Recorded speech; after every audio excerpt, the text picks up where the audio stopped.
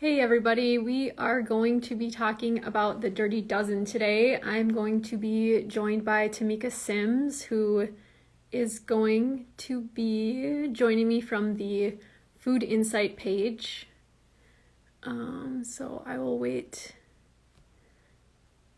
Okay, here we go.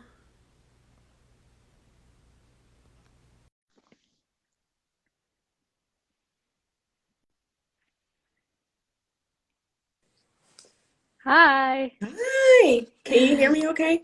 Yeah, can you hear me? Okay, yes. Okay, perfect. All right.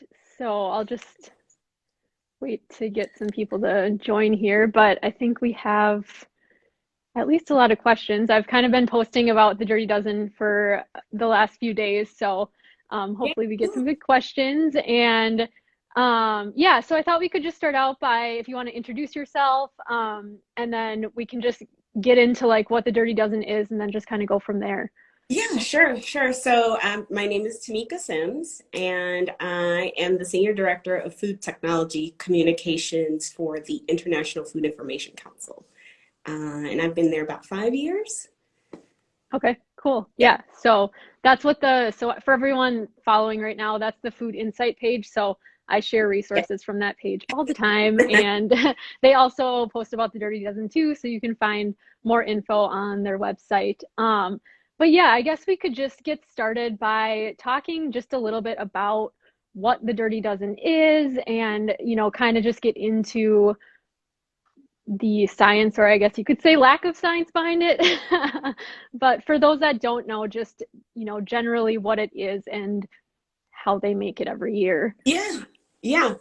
So yeah, the list comes out every year, and if I'm not mistaken, I think it's more than 20 years this list has been coming out. Oh man, I didn't even know it was that long. That's a long Well, time. I mean, before social media, was Yeah. a thing, right? Yep. So it's been coming out for quite some time, and it's basically a list of fruits and vegetables that people are advised to avoid if they would like to avoid pesticide residues. And so the alternative is to consume the organic versions of the things on the dozens list Hmm. or the Yep. clean 15 list. So you avoid Right. the dozen and then you look forward to the clean 15. And so this is what this list is all about.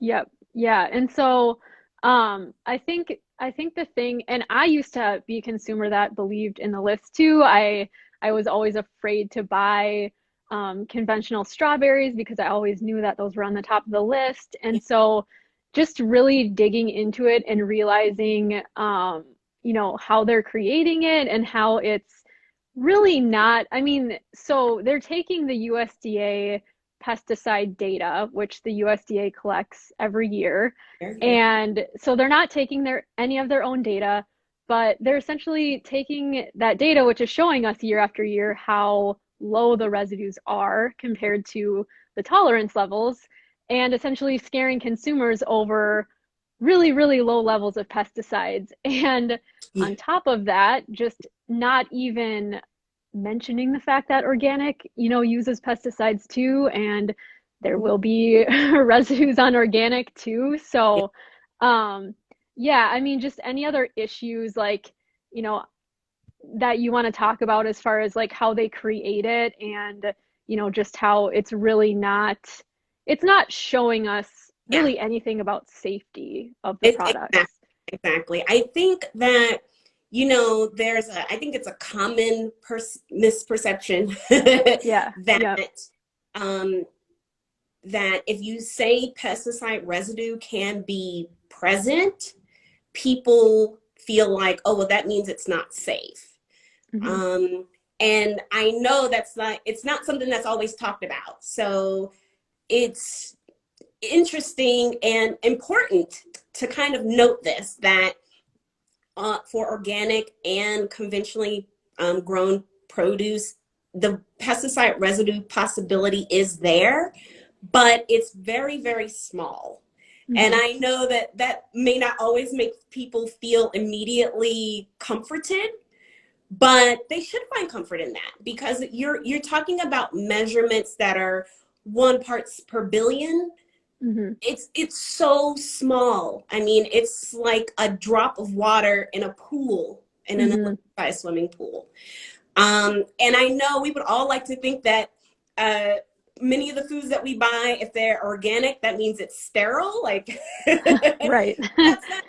that is just not possible. This is not possible. So, um, like you mentioned, the USDA and the EPA work every year to monitor our food system. They're making sure that the potential residue that can be present, and I'm saying potential and can be because it's not guaranteed that it will be there. It's a good chance that by the time the fruit or vegetable enters your home, there's nothing there. It's Hmm. maybe completely undetectable. So, and it can be a little scary. I think it's interesting, and I'm glad people want to know more about where their food comes from. Hmm. But I think that the information about how food is monitored needs to constantly be underscored when lists like this come out. It's like, hey, Hmm. hey, hey, no one is trying to pull a fast one on you. No one is trying to make you feel like one set of food is more regulated than the other. Hmm. So that's something interesting too, is that organic is regulated just like conventional. Like you have the same entities doing the regulation, Hmm. the same entity, the regulation. Right. And not one agency will tell you that organic is safer than conventional or vice versa. Hmm. Organic has a better nutritional value than conventional, vice versa. Hmm. It comes down to preference if you want organic. I mean, it really does. If that's what you prefer, Right. we never tell people, oh, don't, no, don't buy that. If you prefer it and can afford Hmm. it and it's there for you, by all means. We just think it's important for people to have as many facts as possible so they can increase their fruits and vegetable intake on a daily basis. It's so important. Yeah, and I think I mean, that is the real harm that is caused by these lists is that, I mean, there's data showing that scaring consumers over pesticide residues, it makes consumers just buy less produce overall because, specifically low income populations too, where like they might not have organic available or it's too expensive. And, I even know in my case, it was like, organic was always more expensive, so sometimes I just wouldn't buy it instead of buying the conventional. And Mm-hmm. how Mm-hmm. ridiculous is that? Like we It, should be eating our, fruits and vegetables. And to have these lists being scaring consumers over purchasing any at all is just, it is the real harm that these lists do. And I don't think, a lot of people don't realize that too. It's like, well, what's the harm? I mean, so people buy organic instead, big deal. But it's not that simple. Some people don't have access in their store or financially to organic. So it, exactly. it is causing some real harm. Yeah. So I mean, yeah.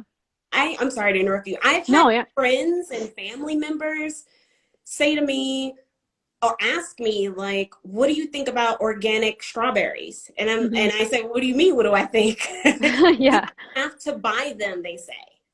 Do I have Yeah. to buy them? And I say, no, you don't have to. Yeah. They're like, Or, oh, the price, they'll get to people. Especially like for fruits that are almost available all year around, apples, banana. hmm. Um, we've come to, I mean, I have 2 kids, and so, and they prefer more fruit than vegetables. But Yep. of course, you know how kids are. There's a certain group of fruit that they like, and there's a certain group of vegetables that, Yep. and you're stuck kind of in a cycle of having to replenish this same list of fruits and vegetables for them, right? Right. And heaven forbid if I couldn't afford it, Yeah. I either the conventional or the organic. Hmm. I think that I wouldn't want to be put in that position, and it's very disheartening if you don't know better, so to speak. Right. Um, and I'm thinking, I have so many friends, and I'm thinking, like, these are people that I went to college with, these are people that I went to grad school with, that Yeah. some of them, are MDs, and they'll ask me questions, and I'm like, Hmm. ooh. Yeah, you No, it don't is true buy the though. Like, Yeah, I mean, I have dietitians on my page too, like a lot, thanking me for providing the info just because it is, if it isn't something that you really look into, like how they're creating the list, Mhm. like I think a lot of times too, people just think, well, I'd rather be safe than sorry kind of mentality. Yeah. And it's like, it's not even that. Like it's not safer. Like they're not taking the dose into account. They're literally making the list based on the number of pesticides that are detected. So, like, literally, anyone can go look on the USDA website and look up the pesticide data. It's not the easiest data to look through, but so they're basically just looking at like number of different chemicals detected on each thing, and they're not taking into account what the chemicals are or what the specific tolerance levels are based on Mhm. the chemical and the produce. And so that's the thing, I think when people, it's like, well, I'd rather be safe than sorry, but it's like this list isn't telling us anything about safety either. So it's not even that where it's like, oh, I'm just being more cautious. Like it's really not telling us anything helpful, Yeah. like at Yeah. all. Yeah. Yeah. I I don't understand the necessity. Um, I I I don't understand the necessity in developing a list like this. Like, I think what's interesting to consider is that anything Hmm. can be dangerous if you consume too much of it. Right. You can't drink too much water. Yep. And the Yeah. purest, best water you've ever come in contact with it in your entire life, but you Hmm. can drink too much water. Yeah. You can have so much water that your blood volume shifts and it, Hmm. you can get sick. I mean, Yeah. you can die. I mean, and it's Right. water. So, that term, the dose makes the poison, Hmm. it kind of does come into play, even for the simplest thing as water. Right. Yeah. And I think, I mean, one thing too, I've posted about a lot is the fact that, fruits and vegetables, you can pick out compounds in pretty much any fruit or vegetable that if you were to isolate it and administer it to rodents at a high dose, it would cause cancer. And Hmm. so, we have to understand too that it's not just specifically like, oh, pesticide residues at any dose are bad and anything naturally in something is good at any dose. It's these Exactly. these chemicals have overlapping toxicities and we have to understand the dose of all of them. And another stat that I share all the time is that 99% of the pesticides we consume are produced by the plants themselves. So we also have to understand that once again, um, there are chemicals in everything we eat. I mean, Yeah. literally everything. And Yeah. that is one question I got. I posted recently just like a list of chemical compounds in a peach. And there were so many comments like, oh, are those the pesticides? Like, is that only on non-organic? And I'm like, no, these are like this is what makes up a peach. Like everything we eat is made of chemicals. And I think it is such a simple concept, but we don't necessarily think about it that way. And it's like, oh, yeah, I mean, when people finally like think about it, it's like, oh, yeah, that makes sense. So I Yes. think we just need to understand that too. It's not that like anything naturally occurring is safe and anything synthetic or whatever is automatically unsafe. Like it has Yes. to do with the dose of Exactly. everything. Exactly. So, Yeah. yeah. See that people love the term natural. Hmm. They love natural labels. We do a lot of Yeah. research. People love the word natural. Hmm. And there's nothing wrong with the term natural, Hmm. but it can be misleading.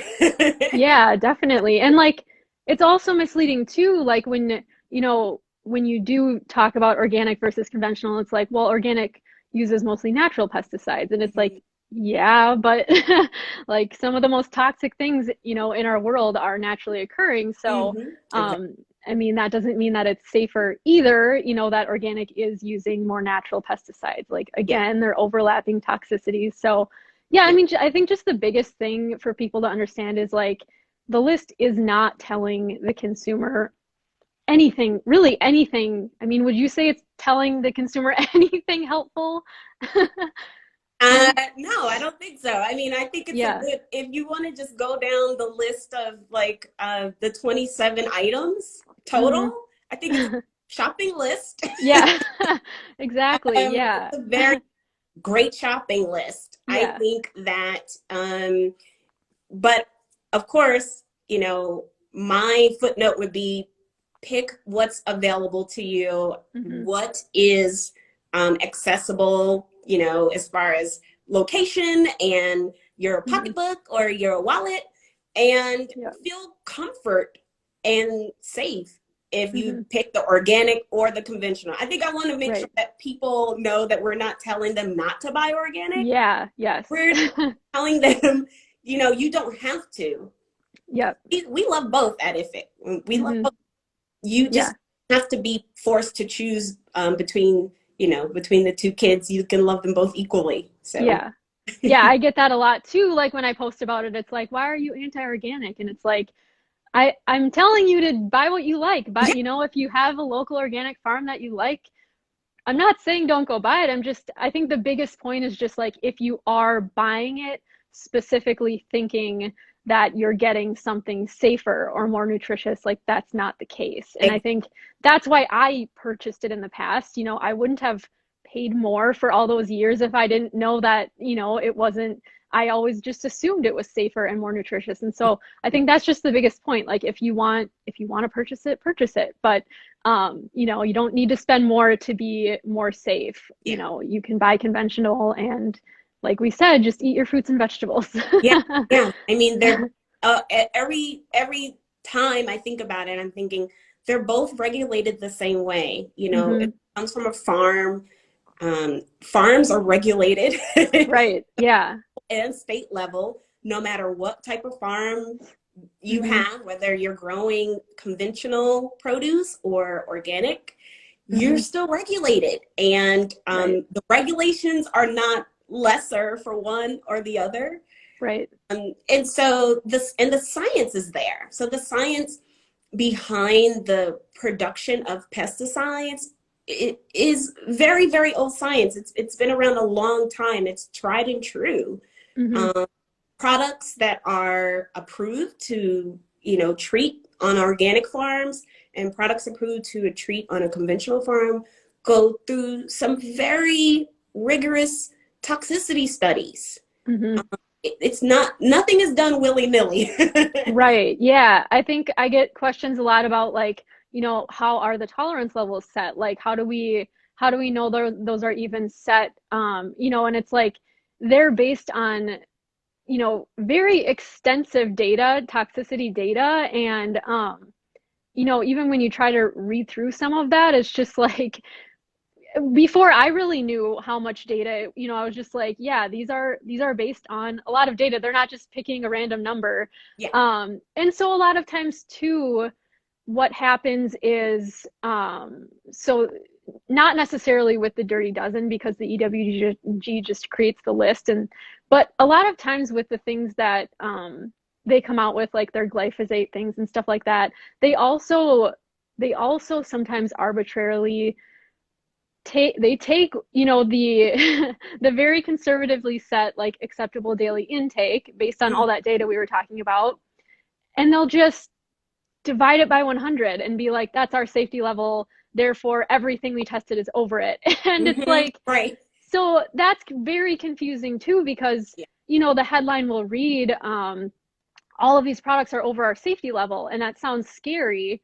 But when you Mhm. realize they're taking a very conservative level and like dividing it even more, and actually that does have something to do with the Dirty Dozen this year, because I don't know if you looked at they added in citrus fruits this year, and they singled out some different fungicides. And I was looking through it earlier today and just trying to figure out like where they got their safety level from. And it was kind of what I was just talking about they did with Mhm. like the glyphosate. Yeah. And so because I looked up the ADI and I was like, okay, like you would have to eat a lot of citrus fruits to get to that level. Exactly. How did they come up with this level? And it's like I couldn't even figure out like where they were coming up with Exactly. that level.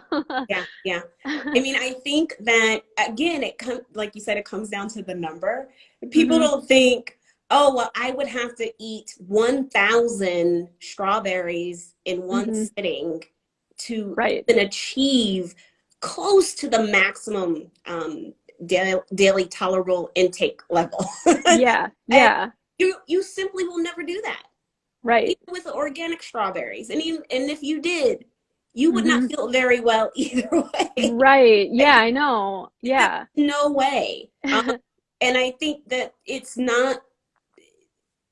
hard to explain to people that there is no sterile source of food. Nothing Hmm. is sterile. So there's so many, every food needs to be handled properly. Hmm. Um, but when it comes down to the conventional and the organic vegetables, fruits, the simple things you do, like washing with Yeah. running water or warm running water, whatever you choose, Hmm. is fine. You don't need extra steps to Hmm. also be sure that you're practicing safe food handling. I Hmm. know people ask about like using veggie wash, like soaps. Yep. I don't do it. Yeah. It's not recommended. You can check the CDC website. They don't recommend that you do that. Hmm. And Yeah, those so aren't even regulated, so like, yeah. yeah, I think, it's not yeah. necessary. I think I everyone understands, certainly in this age of the pandemic, even more so. How can I leave my house and be safe? How can I Hmm. acquire the things that I need and remain safe? Once I acquire them and bring them in my home, how can they be as safe as possible? And we want Hmm. people to be as safe as possible, but we also don't believe in unnecessary steps or non-scientific things. So Hmm. um, those things are not necessary. So cool running water, you're Hmm. good to go. Yeah, I think that's a good point too. Just like, I think a lot of these very, very, very, very, very low risks get blown out of proportion, and we forget about the things that we can do to reduce actual food safety risks, Yeah. And so I think so much effort is put into worrying about these things that really aren't food safety risks. And they're, obviously like cooking food properly, handling food properly, like those are the things that you're going to do to make your food safer. So I think that kind of gets lost in this too. Like we're talking about, very, very, very, very low levels of pesticide residues, and they're not presenting a food safety risk. So yeah. Yeah. I'm just gonna look and see if I have any questions on here. So somebody just here, I'll put it up there. Is Okay. there any reason to eat organic? And I think we kind of talked about this. Like, there's something you like that happens to be organic, like go for it. I guess I would say there isn't a reason like specifically to purchase something organic. Like, Yeah. some of the things in my pantry are organic because they're just things I like and they happen to be organic. But Yeah. yeah, Same. I mean, what would you say? Yeah. Same here. I mean, Yeah. every now and again, there kind of, this is how I do my grocery shopping. A lot of times, I always shop online. I've been getting my groceries online for maybe like 10 years. I love Oh, it. wow. So I love I it don't too. even That's how know I do mine. how to Yeah, I do mine that way too. And I think that I trust the person that's in there shopping. So clearly I trust the grocery store. I'm even letting the people that work in the store pick all my produce for Yep. me. But I typically, again, I buy a lot of the same things. If I Mhm. happen to get a coupon alert or save this alert for Mhm. whatever that happens to be organic, like cucumbers. Oh, the organic cucumbers, they're cheaper than the conventional ones this week. Right. I need to buy them. Yep. Um, but I certainly don't feel like, oh, well, I'm getting I typically get the lesser of the two, and this time I'm getting the better cucumber. Hmm. So it's all about preference. I have had people say to me, um, you know, I know a person that switched to all organic and they feel better. Hmm. And if that happens to be the case for that person, Hmm.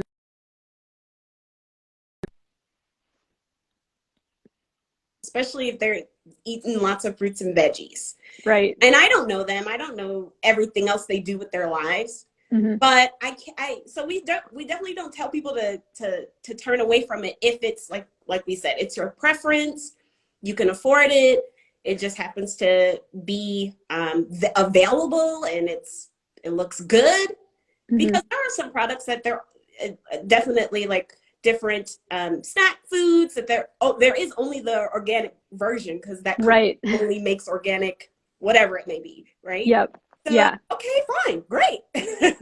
Yeah, exactly. Yeah. So somebody asked, how about the possible buildup of these pesticides from consumption over many years? So I get that question a lot. Like, do they accumulate in our bodies?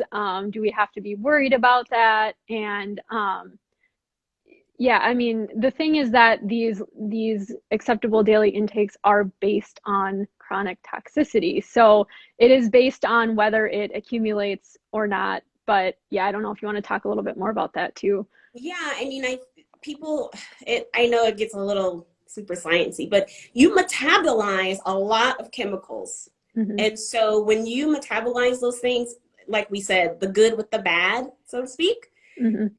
it makes those things inactive. So we we won't say that, oh, well, if you follow, Tamika's rules, you're never gonna eat, you'll never have a pesticide chemical residue come in contact with your mouth, right? But Hmm. will it be metabolized and be inactive? Yes. Yeah. That's what our bodies are designed to do. We Hmm. we metabolize everything in a different kind of way. Yep.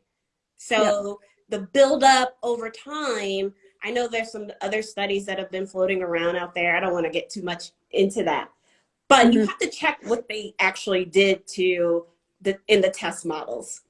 Like, Yeah. did they feed these mice or these rats 80 potatoes in 2 days? Yeah. Of course, their little bodies can't metabolize all these things that fast. Right. Yeah. And this goes back to what we were saying before about the exposure limits and exposure rates. You Hmm. have to think about what's realistic too. Um, Yeah. Yeah, and I think a lot of times that data that is used to set like the no observable effects level and the acceptable daily intake, like a lot of times those are using really large doses in rodents because that's how they determine those levels. But I think what happens is sometimes people that don't maybe necessarily understand what those studies were for will take that and cite it and say, look what happens when humans eat these. And it's like, no, that's that's how that level was set. yeah, Like that's how we know it's far below that in our food. So yeah, just going back to the dose makes the poison again, like that's a huge thing to understand. And also like, when people do cite studies, like just to, at least take a look and see like what dose are they using? Because a lot of times you'll read these rodent studies and it's like, okay, well that's not even near what's in our foods. And exactly. so yeah. Yeah, yeah. I'm just gonna see if there's um I can't, they're so small I can't read them. I think we kind of talked about this, but Okay. how does rinsing produce affect pesticide amounts? Seems like even a paranoid person could reduce risk easily by rinsing. Yeah, so I think that is a good, like we kind of talked about, like if it, I think we should be rinsing our produce either way, but like you said, just rinsing under water is Yeah, sufficient. yeah. You want running water so that there's a continuous flow of new water coming. Hmm. I mean, there's no the time. Of course, I mean you want to be thorough. This Hmm. you definitely don't want to put it under, snatch it in and out. Um, Yep. even if you did, I think that's something that we should come back to as well. Is that even if you did, when the USDA and EPA do this, the PDP, Hmm. pesticide database program, when they do this analysis, they're not thinking to themselves, well, this is if you rinse it for 10 seconds, and this is if you rinse it for 5 seconds, right? We can't, Right. no one can account for how long you rinse your produce. So primarily, you're rinsing to remove any actual dirt that came in contact with the product, like from when it was picked Hmm. and put into the crate, things like that. So, Hmm. and then with the rinsing off of that, you're you will also rinse off any potential residues. Residues also dissipate over time. So there's Hmm. another thing. It's not all about how well you rinse your things as well. You should rinse Hmm. them, but you should keep all this in mind. You are talking about something that was plucked off of a farm, so there's other little things you need to think about too, right? Right. So yeah, I mean, I think it does help for sure. If there's anything there, it will help. But if you, I guess I'm getting at, I don't want people to be concerned like, oh, well, I didn't count to 30 seconds when I rinsed these grapes. And so, ooh, I don't know anymore. Right. Yeah. Yeah, Yeah. you will be fine. Just make sure that you are rinsing for a few seconds, and if you see any dirt or anything, Hmm. you want to keep rinsing. Right. Let me just check. I think we have some more questions.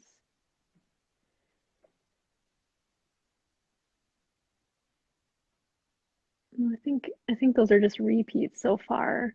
One other thing that I was thinking about when we were talking about just how like the acceptable levels are set.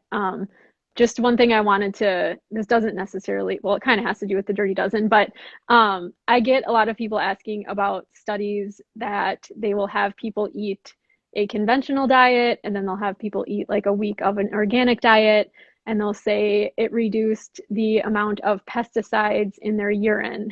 And that is very similar to kind of how they do the Dirty Dozen because they are testing specifically for pesticides used in conventional farming, and those pesticides aren't even used in organic farming. And so obviously they're going to be lower when you're eating an organic diet. But I mean, it all just comes back to the fact that even though they were detecting it, like it was still at an incredibly low level. And so it's not even like, if anything, it's just reiterating like how safe our food is from a Mhm. pesticide residue perspective, because I mean, they were finding very, very small amounts, like not associated with any symptoms. Yeah. But yeah, I just wanted to make sure I cover that because I always get questions on that when I post about pesticides or the Dirty Dozen. Yeah, So, I mean, I think it's good that you mentioned that. Like thinking about studies, thinking about study design mhm, is very important. So, if there was a study where they were only testing for one thing that would only be found in the use of conventional on a conventional farm, of course mhm, they're never going to find it. right. Here and like for instance, I'm not saying that this exists, but if there was a study that said, well, 100 people ate a full organic diet for 30 days and noted feeling better. Okay, Mhm, well, what else did they do?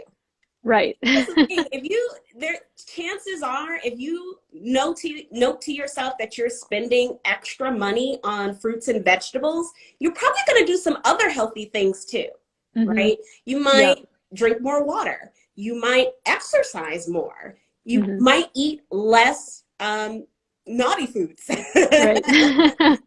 Staying out of Yeah. the pantry, no less snacking. Or your snacks may include fruits and vegetables, which we're all for as well. There's Hmm. probably more things that you're doing because you have a weight that has been put on you now. You're like, Hmm. okay, I'm not gonna waste this opportunity. I'm eating more organic. I'm gonna do everything right. Right. Hmm. So I think there's always study design is always important. And so people should, just be cautious in how they interpret data. Hmm.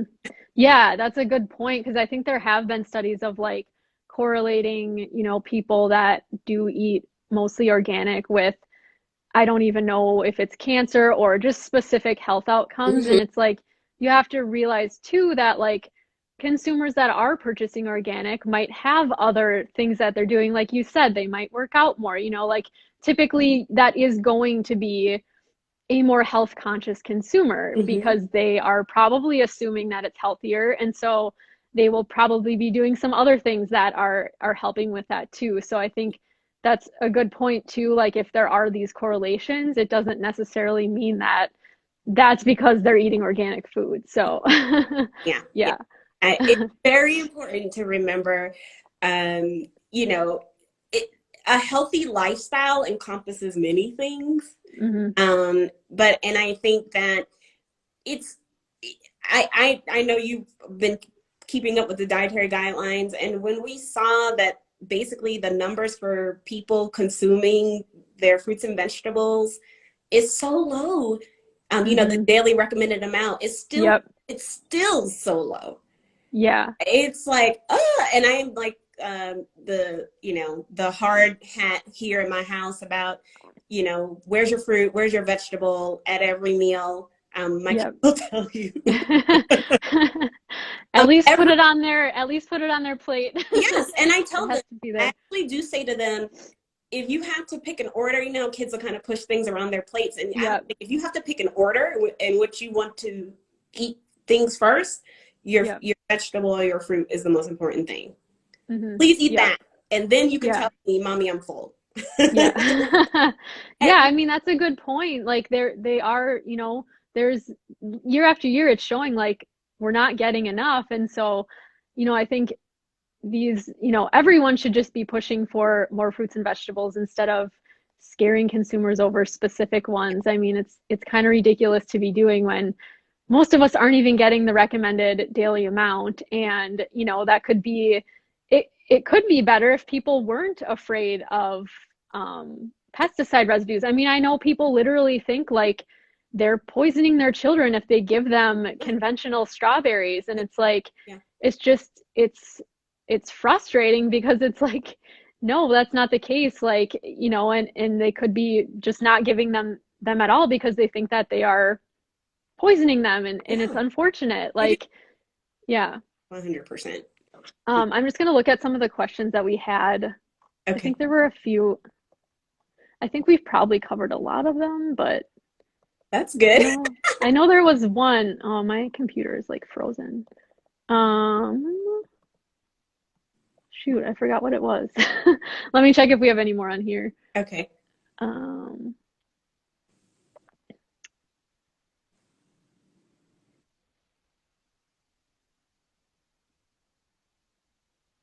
um, I think I think we've covered most of these. Some of them don't really have to do with pesticides.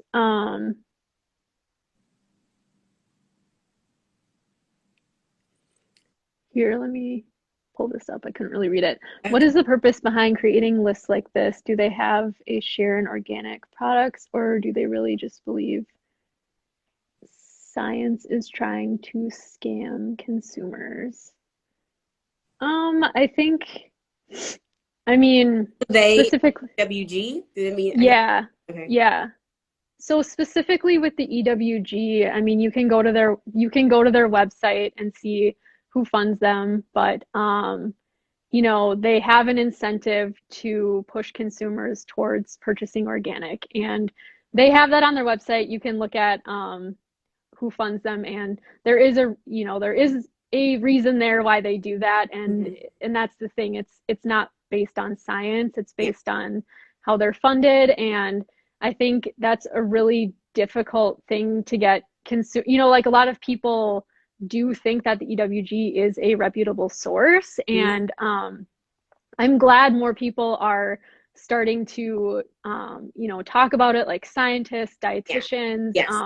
even in the cosmetics industry too. Like I follow a lot of cosmetic chemists, and Hmm. they're kind of starting to talk about it's kind of the same thing with cosmetics. Like Yeah. they're doing the same thing, and they're scaring consumers over specific things, not taking dose into account. And so Hmm. it's not even really having to do with food. Like I would just be if you see anything, I'm not going to say like nothing they say is correct, but I would just say like they're not a very reputable source for evidence-based information, and a lot of times it is blown way out of proportion, and it contributes to fears that just really aren't necessary. And I mean, I know specifically like when I was stressing out about all of this, and even when my daughter was young, I still kind of, I mean, she's 5 now, but like when she was a baby and I was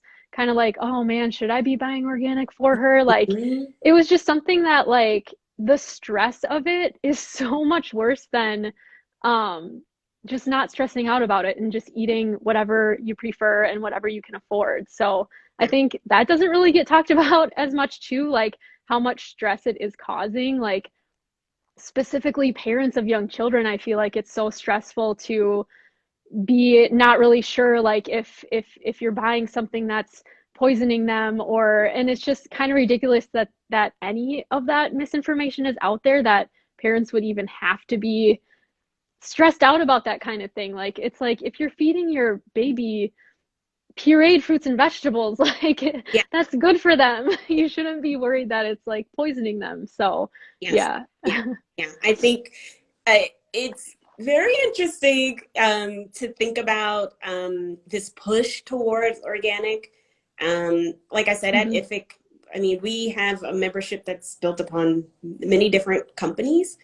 And so, and they do both things, Hmm. organic versions, non-organic versions. I mean, there's so many things that are represented.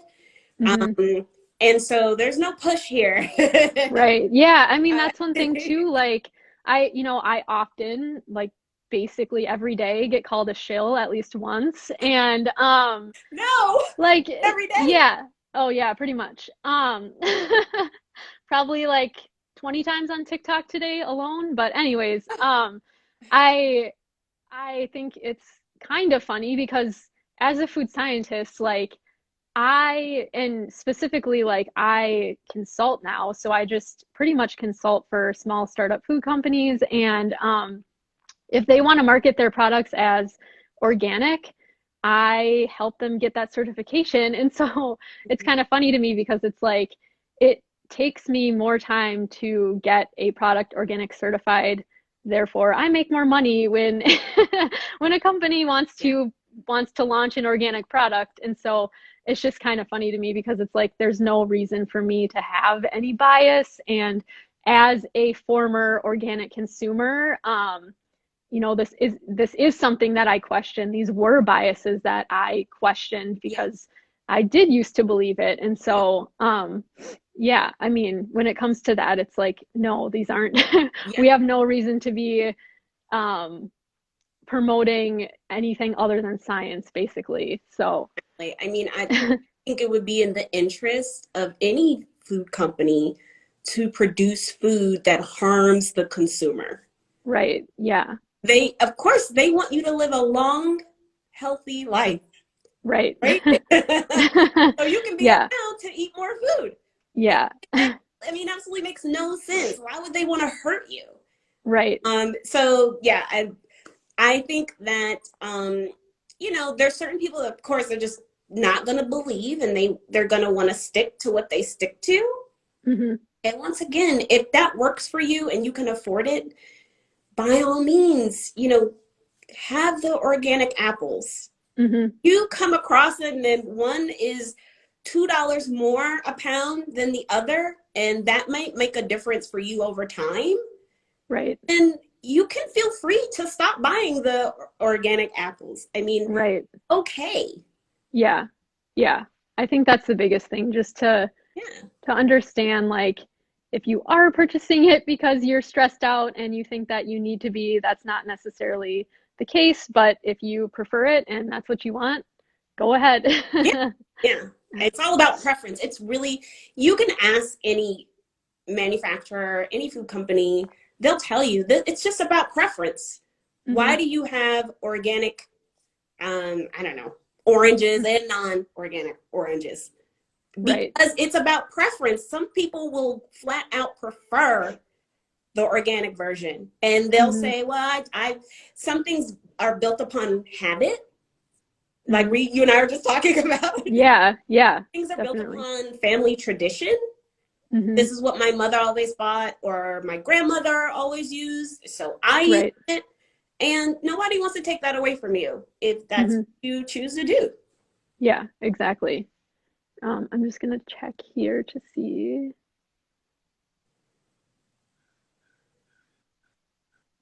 I think, oh, here, I think we might have some more. I see. There's like some funny things rolling through here too. I know. I'm like trying to read them, but it's hard to read. They're so small. We pretty much just answered this one, but is there any legit reason to buy organic food? We kind of just covered that, both health or environmental. I mean, I'm not going to get into the environmental, but that is another piece too that like isn't necessarily what you think it is, because I know that is another reason why people purchase organic, and it isn't necessarily better for the environment. I do have resources in my organic highlight where I go into that more, because that was another reason why I used to buy organic, and that's not necessarily the case with organic. And Yeah. also, I think a lot of people, when I do kind of debunk the dirty dozen, they'll say, well, it's not about us, it's about like the environment and the farmers. But the dirty dozen isn't telling you anything about that either, because like they're literally not mentioning pesticides used in organic, and they're not mentioning the chemical and the dose. So, that list still doesn't apply even if we're talking about environmental factors. Yeah, So I exactly. know I know that gets brought up a lot, and it's like it's still not telling us anything helpful about that either. So yeah. Environmental and conventional farming takes a toll, so to speak, on the environment. Right. There's Right. resources that need to go into it, natural resources that have to go into the production. I mean, you need soil just the Mm-hmm. same, you need water Right. the same, right? Yeah. And Yeah. there's resources that are taken from the environment and used to produce these fruits and vegetables in either space. Mm-hmm. Of course, there's so many things that farmers are doing in the space of like regenerative agriculture to help the environment, to reduce climate impact. And this Mm-hmm. is across the board. It's not just organic farmers. This is across, Right. Yeah. so farming has become, I don't want to get on an environmental soapbox, but farming has evolved so much in Mm-hmm. just the past 10 years, Mm-hmm. where technology is helping all farmers use natural resources better, do things to help the environment as they produce enough food to feed all of Mm-hmm. us. Yeah. Yeah.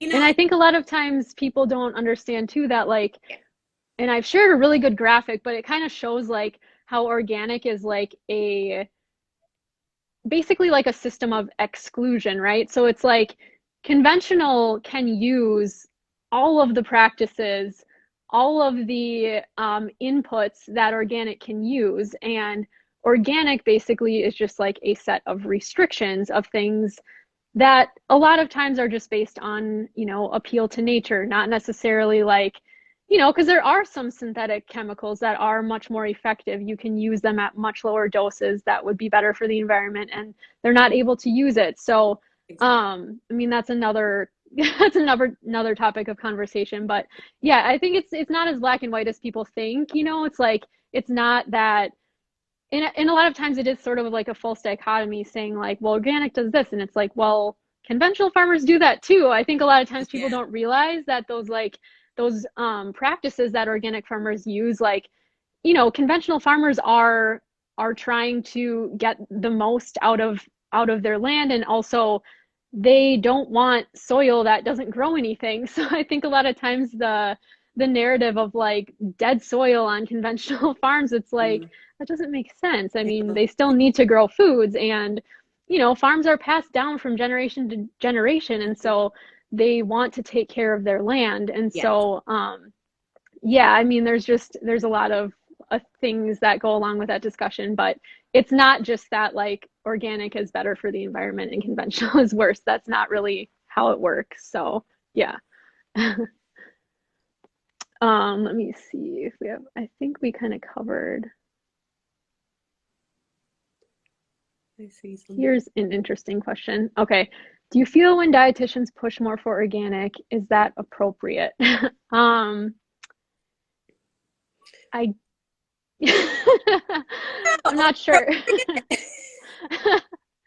I I, mean, I do think a lot of times, like I do think that, I do get a lot of dietitians on my page like, hey, thanks for this info, like I was taught something different. And so I think a lot of times there is still misinformation going around even within that community. Like, Mhm. some dietitians do still promote the dirty dozen. And so I think it is just about more of us, like, like giving information, doing these live talks and stuff about kind of sharing it, getting it out there more, that it isn't necessary and these lists aren't evidence based. But I guess I would have to know like what the purpose is for them doing that. But yeah, I mean, I don't think it is fair to tell somebody, like you can't be eating healthy if you're not eating organic. And I think that's one thing that is kind of harmful too. I think sometimes it's like, oh, well, if I can't buy organic, then it's kind of like, oh, I'm just gonna whatever, I can't be healthy. And it's Yeah. like Yeah. you don't need to purchase anything organic and you can still have an overall healthy diet. Yeah. So Yeah. I'm not a dietitian either, so I don't want to overstep Yeah. my role, but Like, I mean, yeah.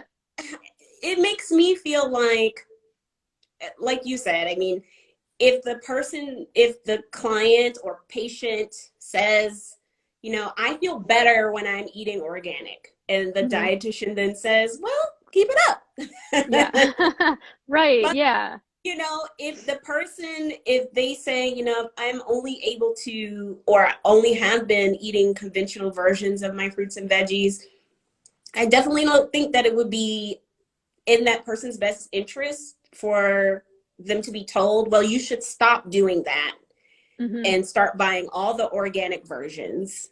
Hmm. And then if you can't find it or afford it, then just don't eat them at all. Right. And, Yeah. or, go to this clean 15 list. That's Right. enough. I mean, why should Yeah. we include all of these wonderful foods that are good for us? I mean, the Hmm. studies are out there that do show there is no nutritional winner in the boxing ring when you come Hmm. down to the organic versus conventional. There's no safety winner Hmm. if you put them toe to toe. So, but who loses is the consumer that chooses to just not eat enough fruits and veggies. Right. There are a lot Yep. of non-communicable diseases that are associated with not eating enough fruits and vegetables. That should be the concern.